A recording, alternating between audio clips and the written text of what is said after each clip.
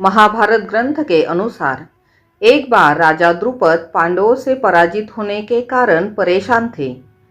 जब से द्रोणाचार्य के कारण युद्ध में उनकी हार हुई, उन्हें एक पल भी चैन नहीं था। राजा द्रुपद चिंता के कारण कमजोर हो गए। वे द्रोणाचार्य को मारने वाले पुत्र की चाह में एक आश्रम से दूसरे आश्रम भटकने लगे। ऐसे ही भटकते हुए वे एक बार कलमाशी नाम के नगर में पहुँचे। उस नगर में ब्रह्मचर्य का पालन करने वाले और स्नातक ब्राह्मण रहते थे। वही उन्हें दो ब्राह्मण याज और उपयाज मिले। उन्होंने पहले छोटे भाई उपयाज से अपने लिए पुत्र प्राप्ति हवन करने के लिए प्रार्थना की। फिर उपयाज के कहने पर उन्होंने याज से प्रार्थना की। इसके बाद याज ने राजा द्रुपद के यहाँ पुत्र प्राप्ति के लिए हवन करवाया। उस अग्निकुंड से एक दिव्य कुमार प्रकट हुआ। वह कुमार अग्निकुंड से निकलते ही गर्जना करने लगा। वह रथ पर बैठकर इधर उधर घूमने लगा।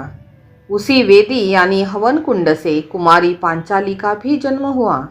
पांचाली यानी राजा द्रुपद की पुत्री द्रौपदी कमल की पंखुड़ी के जैसे आंखों वाली, नीले नीले घुंघराले बालों वाली व कोमल होठों वाली थी। उसका रंग सांवला था। ऐसा लगता था मानो कोई देवांगना मनुष्य शरीर धारण करके सामने आ गई हो। इसके बाद ब्राह्मणों ने दिव्य कुमार व कुमारी का नामकरण किया। उन्होंने कहा, यह कुमार असहिष्णु और बलवान व रूपवान होने के साथ ही कवच कुंडल धारण किए हुए हैं। इन पर अग्नि का प्रभाव दिखाई देता है, इसीलिए इनका नाम धृष्टद्युम्न होगा। यह कुमारी कृष्ण वर्ण की है, इसका नाम कृष्णा होगा। द्रौपदी को क्यों मिले 5 पति? द्रौपदी पूर्व जन्म में एक बड़े ऋषि की गुणवान कन्या थी। वह रूपवती, गुणवती और सदाचारिणी थी, लेकिन पूर्व जन्मों के कर्मों के कारण किसी ने उसे पत्नी रूप में स्वीकार नहीं किया। इससे दुखी होकर वह तपस्या करने लगी।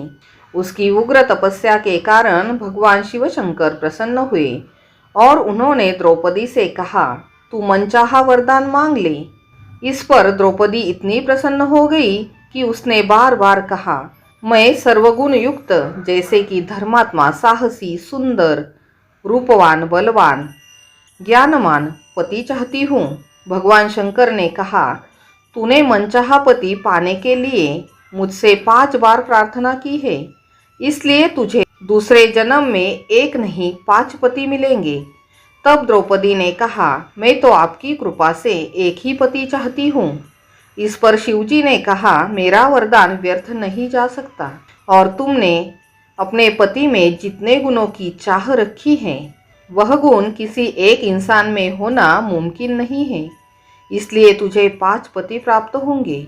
इस प्रकार भगवान शिवजी के आशीर्वाद के प्रभाव से अगले जन्म में द्रौपदी 5 पतियों की पत्नी बनी। कहानी अच्छी लगी हो तो लाइक, सब्सक्राइब और शेयर कर दीजिएगा। धन्यवाद।